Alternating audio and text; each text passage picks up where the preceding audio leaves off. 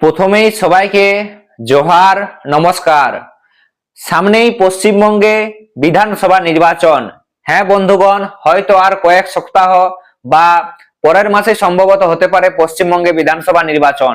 আর তাই এই বিধানসভা নির্বাচনকে লক্ষ্য করে, এই বিধানসভা নির্বাচনকে টার্গেট করে পশ্চিমবঙ্গে সমস্ত রাজনৈতিক দলগুলি কিন্তু তাদের নির্বাচনী প্রচার প্রসারে নেমে পড়েছে।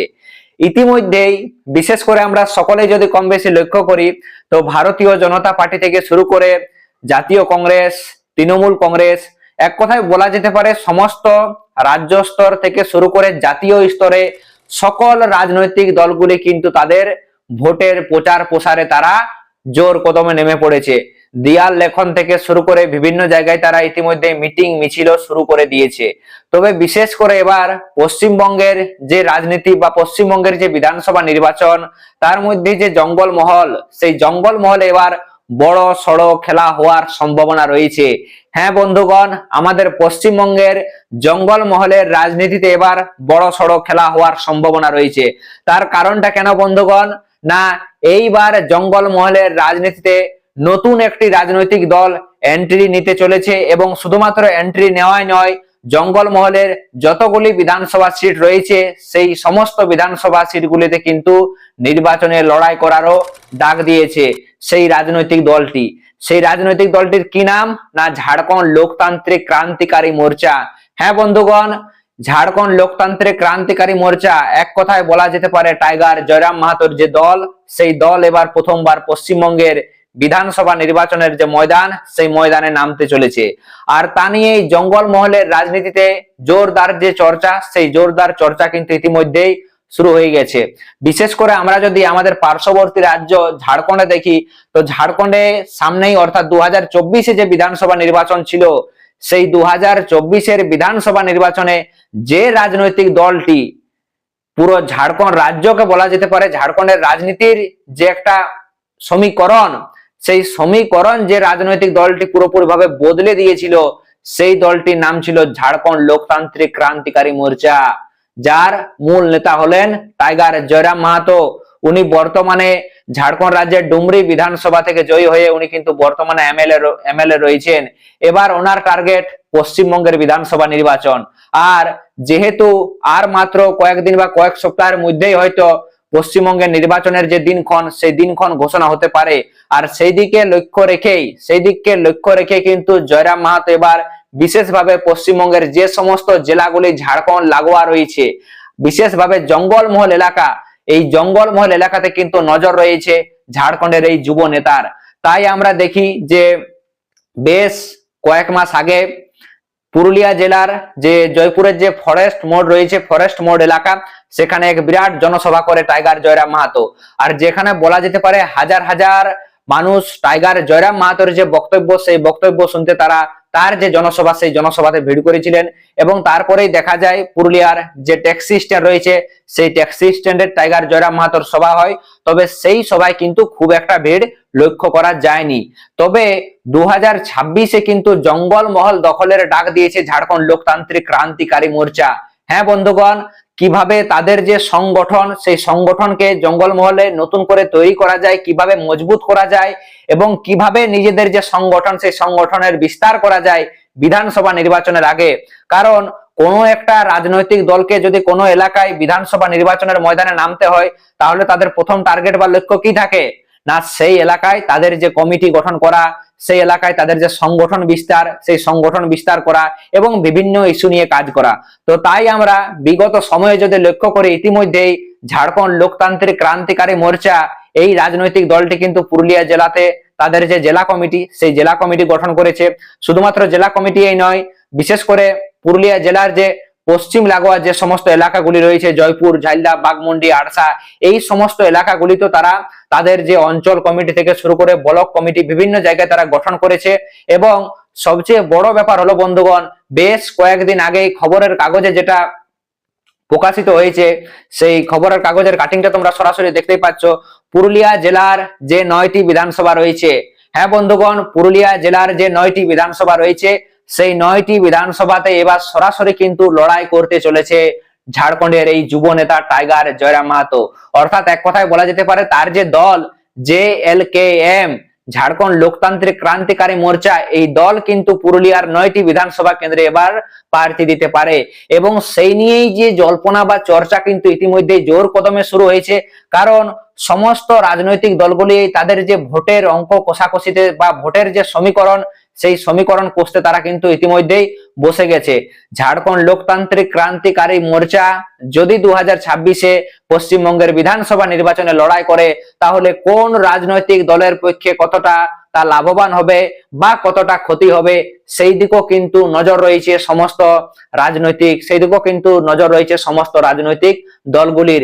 হ্যাঁ বন্ধুগণ, JLKM যদি জঙ্গলমহলে তাদের সমস্ত বিধানসভাগুলিতে যদি তারা প্রার্থী দেয়, জঙ্গলমহলে যে সমস্ত বিধানসভাগুলি রয়েছে, তাহলে সেই সমস্ত বিধানসভা কেন্দ্রগুলিতে কি কিং মেকারের ভূমিকা পালন করতে পারবে টাইগার জয়রাম মাহাতোর দল?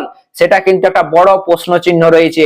ইতিমধ্যেই শুধুমাত্র তাই নয়, ইতিমধ্যে যদি আমরা গতকাল দেখি, তো ঝাড়খণ্ড লোকতান্ত্রিক ক্রান্তিকারী মোর্চার যে ফেসবুক পেজ রয়েছে পুরুলিয়া ডিস্ট্রিক্টের, সেখানে সরাসরি তোমরা দেখতেই পাচ্ছ মোট 11টি বিধানসভা সিটে, হ্যাঁ বন্ধুগণ, জঙ্গলমহলের মোট 11টি বিধানসভা সিটে তারা মোট 11 জনকে বিভিন্ন বিধানসভার যে দায়িত্বভার, সেই দায়িত্বভার দিয়েছেন। দায়িত্বভার দেওয়ার মূল উদ্দেশ্য কি না, যেহেতু সামনেই বিধানসভা নির্বাচন, তাই এই 11টি বিধানসভাতে কিভাবে সংগঠনকে সাজাবে এবং কি কি কর্মসূচি গ্রহণ করা হবে, যাবতীয় বিধানসভা ভোটের যে প্রচার প্রসার প্রস্তুতি কেমন চলবে, সেই সমস্ত কিছু দেখাশোনার যে দায়িত্ব, সেই দায়িত্ব কিন্তু ইতিমধ্যেই দেওয়া হয়েছে প্রতিটি নয়, মানে মোট 11টি বিধানসভাতে দায়িত্বভার দেওয়া হয়েছে 11 জন ব্যক্তিকে। তো চলো একবার দেখে নি কোন কোন বিধানসভা রয়েছে। প্রথমেই রয়েছে, সরাসরি দেখতে পাচ্ছ, গোপীবল্লভপুর বিধানসভা। হ্যাঁ বন্ধুগণ, ঝাড়গ্রাম জেলার এই বিধানসভাটি একেবারে দক্ষিণে রয়েছে গোপীবল্লভপুর বিধানসভা। এই গোপীবল্লভপুর বিধানসভার দায়িত্বভার পেয়েছেন মনোহর মাহাতো। তারপরে রয়েছে ঝাড়গ্রাম বিধানসভা, ঝাড়গ্রামে দায়িত্ব পেয়েছেন সৌগত মাহাতো। তারপরে রয়েছে শালবনী বিধানসভা, শালবনী বিধানসভার দায়িত্বভার পেয়েছেন পশুপতি মাহাতো। তারপরে রয়েছে বান্দোয়ান বিধানসভা, বান্দোয়ান বিধানসভার দায়িত্ব পেয়েছেন বিশ্বনাথ কুমার। তারপরে রয়েছে বলরামপুর বিধানসভা, বলরামপুর বিধানসভার বিশেষ দায়িত্ব দেওয়া হয়েছে সুরেশ চন্দ্র মাহাতো। বাগমুন্ডি বিধানসভার দায়িত্বে রয়েছেন মনোজ কুমার। জয়পুর বিধানসভার দায়িত্ব রয়েছেন সঞ্জয় কুমার। পুরুলিয়া বিধানসভার দায়িত্বে রয়েছেন লক্ষণ মাহাতো। মানবাজার বিধানসভার দায়িত্বে রয়েছেন বিপ্লব মাহাতো। কাশীপুর বিধানসভার দায়িত্বে রয়েছেন রঞ্জিত মাহাতো এবং পাড়া বিধানসভার দায়িত্বে রয়েছেন ধ্রুবলাল মাহাতো। গতকালকে এই খবরটি প্রকাশিত হওয়ার পর থেকেই একটা বিষয়ে পুরোপুরি ভাবে যে গ্যারান্টি রয়েছে যে আগামী 2026-এর বিধানসভা নির্বাচনে জঙ্গলমহলের রাজনীতিতে যে একেবারে সক্রিয় ভূমিকা নিতে চলেছে টাইগার জয়রাম মাহাতোর দল, সে ব্যাপারে কিন্তু কোনো দ্বিমত নেই। তবে জয়রাম বাবুর যে দল, সেই দল যদি নির্বাচনের ময়দানে সরাসরি লড়াই করে, তাহলে সেই নির্বাচনী প্রচার প্রসার বা ভোটের অঙ্কে কোন রাজনৈতিক দল, একদিকে রয়েছে তৃণমূলের মতো একটি বড় দল, অপরদিকে রয়েছে ভারতীয় জনতা পার্টি এবং জাতীয় কংগ্রেস, কোন রাজনৈতিক দলের কতটা লাভ হবে বা কোন রাজনৈতিক দলকে কতটা ক্ষতির সম্মুখীন হতে হবে, সেই দিকেও কিন্তু আমাদেরকে বিশেষ দৃষ্টি দিতে হবে।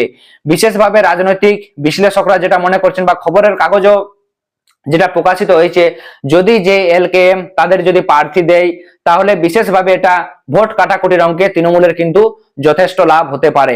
এমনটা কথা কেন বলা হচ্ছে বন্ধুগণ, না সকলেই জানো যে 2021-এ যে পশ্চিমবঙ্গের বিধানসভা নির্বাচন হয়, সেই পশ্চিমবঙ্গের বিধানসভা নির্বাচনে আমাদের বিশেষ করে পুরুলিয়া জেলার যে 9টি বিধানসভা রয়েছে, সেই 9টি বিধানসভার মধ্যে 6টি এমন বিধানসভা সিট রয়েছে যে বিধানসভা সিটগুলিতে কিন্তু বিপুল ভোটে জয়লাভ করেছিল বলা যেতে পারে ভারতীয় জনতা পার্টি, এবং 3টি সিট জয়লাভ করেছিল তৃণমূল কংগ্রেস। তবে এই 2026-এর বিধানসভা নির্বাচনে 9-9 করার ডাক দিয়েছে তৃণমূল কংগ্রেস। তাহলে এখন সবচেয়ে বড় ব্যাপার হলো পুরুলিয়ার মাটিতে তৃণমূল কংগ্রেস কি পারবে তাদের যে হারানো জমি পুনরুদ্ধার করতে? তবে বিশেষভাবে একটা কথা বলা যেতে পারে যে বিজেপির পুরুলিয়াতে এই যে একটা বড় জয়, অর্থাৎ 2021-এ 9টি বিধানসভার মধ্যে যে 6টি বিধানসভা ভারতীয় জনতা পার্টির দখলে গিয়েছিল, তার সবচেয়ে বড় একটা কারণ রইল কুর্মী ভোট ব্যাংক। হ্যাঁ বন্ধুগণ, কুর্মী ভোট ব্যাংক, এক কথায় বলাই যেতে পারে 2021-এর বিধানসভা নির্বাচনে কুর্মী ভোটের একটা বড় অংশ সরাসরি ভারতীয় জনতা পার্টির দিকে গিয়েছিল। হ্যাঁ বন্ধুগণ, কুর্মী ভোটের একটা বড় অংশ বলা যেতে পারে ভারতীয় জনতা পার্টির দিকে গিয়েছিল।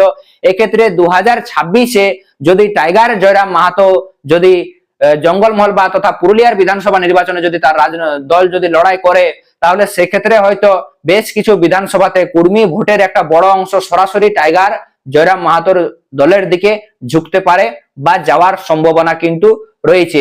সেক্ষেত্রে কুর্মী ভোটটা সরাসরি ভাগ হওয়ার সম্ভাবনা রয়েছে। তাই বেশ কিছু রাজনৈতিক যারা বিশ্লেষক রয়েছে তাদের কাছে এমনটা মনে হয়েছে যে এই ভোট কাটাকাটির অঙ্কে সরাসরি তৃণমূল কংগ্রেস লাভবান হতে পারে। তবে এক্ষেত্রে কিন্তু JLKM ঝাড়খণ্ড লোকতান্ত্রিক ক্রান্তিকারী মোর্চার যারা নেতারা রয়েছেন তারা কিন্তু পরিষ্কার একটা বিষয় জানিয়ে দিয়েছেন যে কে লাভবান হবে বা কোন রাজনৈতিক দল ক্ষতির সম্মুখীন হবে সেদিকে কিন্তু তাদের কোনো প্রকার দৃষ্টি নেই। তাদের মূল লক্ষ্য একটাই যে 2026-এর বিধানসভা নির্বাচনে কিভাবে তাদের দল অর্থাৎ JLKM কে আমরা কিভাবে জেতাবো, কিভাবে তাদের দল এই পশ্চিমবঙ্গের বিধানসভা নির্বাচনে লড়াই করবে সেই দিকে কিন্তু তাদের বিশেষ দৃষ্টি রয়েছে। কোন দল কতটা ক্ষতির সম্মুখীন হবে বা কোন দলের কতটা লাভ হবে সেই দিকে কিন্তু পুরোপুরিভাবে গুরুত্ব দিতে একেবারে নারাজ রয়েছে JLKM এর পার্টির সদস্যরা। তবে দেখার বিষয় রয়েছে বন্ধুগণ, এই 2026-এর বিধানসভা নির্বাচনে পুরুলিয়া তথা জঙ্গলমহলের রাজনীতিতে জয়রাম মাহাতো কতটা দাগ কাটতে পারে। তো তার জন্য তো সবাইকে অপেক্ষা করতে হবে এবং আগামী দিনে অর্থাৎ ভবিষ্যতে বিধানসভা নির্বাচনের আগে কারা কারা এই JLKM রাজনৈতিক দল থেকে পুরুলিয়ার বিভিন্ন বিধানসভা কেন্দ্রগুলি থেকে প্রার্থী হতে পারে বা প্রার্থী হওয়ার সম্ভাবনা রয়েছে, এই বিষয়ে তোমরা তোমাদের নিজস্ব ব্যক্তিগত মতামত কিন্তু অবশ্যই নিচে কমেন্ট বক্সে কমেন্ট করে জানাবে।